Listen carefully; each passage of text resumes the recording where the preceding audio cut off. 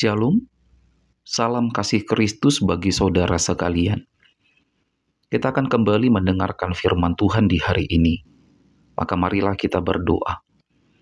Kemuliaan hanya bagi Allah dan damai sejahtera di bumi. Firman Tuhan yang akan kami kembali dengarkan di hari ini, kiranya menjadi pelita dalam hidup kami. Di dalam nama Yesus, di dalam nama Yesus. Amin. Saudara-saudara, firman Tuhan yang menjadi renungan bagi kita di hari ini tertulis di dalam Imamat pasal 25 ayat 14. Imamat pasal 25 ayat 14. Apabila kamu menjual sesuatu kepada sesamamu atau membeli daripadanya, janganlah kamu merugikan satu sama lain. Amin. Demikianlah sabda firman Tuhan. Berbahagialah orang yang mendengar dan melakukan firman Tuhan. Saudara-saudara, untuk mempermudah kita memahami Imamat pasal 25 ayat 14 ini, maka mari kita lihat latar belakang penulisan bacaan firman Tuhan di hari ini.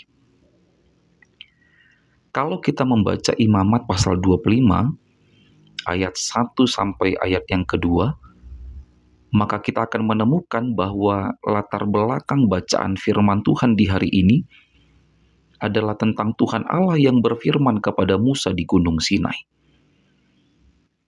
Tuhan Allah mengatakan kepada Musa, supaya ketika bangsa Israel memasuki tanah perjanjian yaitu tanah Kanaan, maka ada tatanan kehidupan yang harus mereka lakukan.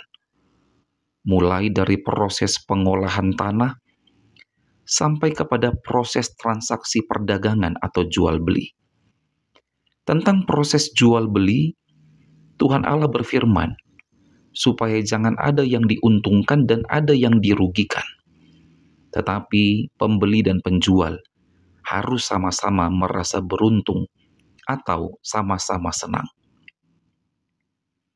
Lalu kalau dihubungkan dengan kondisi sekarang bagaimana? Masihkah ada prinsip berdagang atau berjualan seperti yang diperintahkan oleh Allah kepada bangsa Israel pada saat itu? Atau jangan-jangan sekarang ini orang yang berjualan, orang yang berdagang mencari untung yang setinggi-tingginya, dan kalau bisa pengeluaran serendah-rendahnya. Yang penting aku untung, tak persoalan dengan orang lain. Tapi mari kita lihat saudara-saudara, apakah orang yang hidupnya hanya memikirkan keuntungan pribadi tanpa mau mempedulikan kerugian yang dialami orang lain? Apakah hidupnya menjadi lebih tenang, aman, dan damai? Saya rasa tidak. Justru kalau hidup sama-sama saling menguntungkan, maka disitulah kita menemukan ketenangan dan kedamaian. Bahkan di saat kita tidak merugikan hidup orang lain, berkat Tuhan itu semakin mengalir di hidup kita. Maka oleh karena itu saudara-saudara, jangan pernah merugikan hidup orang lain, supaya hidup yang kita jalani menjadi tenang dan damai. Kalau kita tidak bisa memberi keuntungan bagi orang lain, paling tidak kita tidak merugikan kehidupan orang lain. Ingatlah saudara-saudara, yang kita butuhkan adalah rasa tenang dan damai dalam hidup ini. Dan kalau selama ini mungkin kita sering merugikan hidup orang lain, maka berhentilah. Karena perbuatan yang merugikan hidup orang lain tidak akan pernah membuat kita menjadi tenang dan damai. Selamat beraktivitas, jangan lupa bahagia.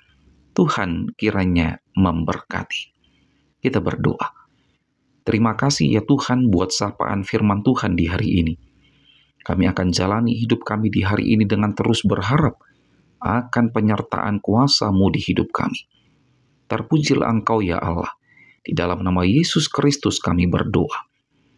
Terimalah berkat dari Tuhan Allah, kasih karunia Tuhan Yesus Kristus, dan kasih setia Allah Bapa dan penyertaan Roh Kudus kiranya menyertai saudara sekalian. Amin.